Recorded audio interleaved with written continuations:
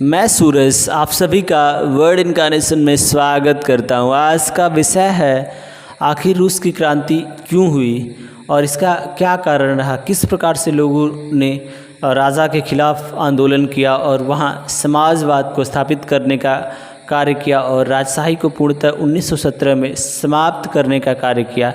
इसके पीछे कौन से कारण रहे, इन सब बिंदुओं को जानने के लिए हमको सबसे पहले तो कुछ साल पहले की जो रसिया में सामाजिक, राजनीतिक और आर्थिक हालात थे, इन सब बिंदुओं पर चर्चा करना पड़ेगा। इसी परिप्रेक्ष्य में हम लोग आज के सेशन में यह चर्चा करेंगे कि आखिर रूसी साम्राज्य का विस्तार क्या था और वहाँ कौन से धर्म को मानने वाले लोग थे। आज के सेशन में इन्हीं सब बिंदुओं पर चर्चा करेंगे।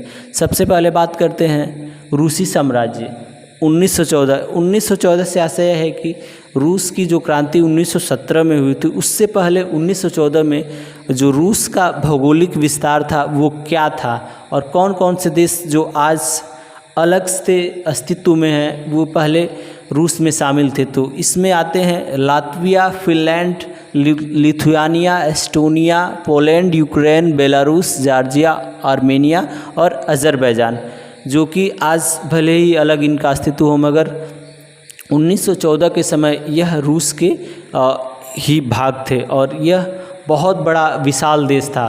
वैसे तो आज भी रशिया एक विशाल देश है मगर ये कहीं ना कहीं पहले रूस में ही थे, लेकिन समय और परिस्थितियाँ बदलती गई और जलवायु के आधार पर, भाषा के आधार पर, संप्रदाय के आधार पर, धर्म के आधार पर या जो भी वैचारिक मतभेद रहे होंगे जिसके कारण ये अपना अलग अस्तित्व बनाने में सफल हुए। अब बात करते हैं धर्म की बात की जाए तो सामान्यतः जो रसिया था उसमें ईसाई धर्म को मानने वाले लोग बहुसंख्यक थे, मगर उसमें भी दो विचारधाराओं को लोग मानने वाले लोग थे। पहले थे कैथोलिक और दूसरे थे प्रोटेस्टेंट।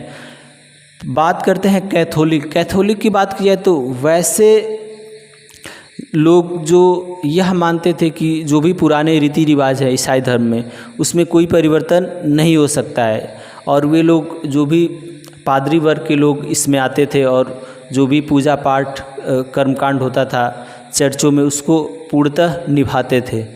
लेकिन जो प्रोटेस्टेंट धर्म के लोग थे वे लोग चाहते थे कि जो भी पुराने रीति रिवाज है या रूढ़िगत जो भी उनको ऐसा लगता था कि कुछ नीतियाँ गलत है उसको रिफॉर्म्स करने का प्रयास करते थे, तो वैसे लोगों को प्रोटेस्टेंट बोला जाता था। और प्रोटेस्टेंट का मुख्य उद्देश्य यह था कि ईसाई धर्म को और अच्छा बनाया जाए, उसको मॉडिफाई किया जाए और उसका आधुनिकीकरण किया जाए।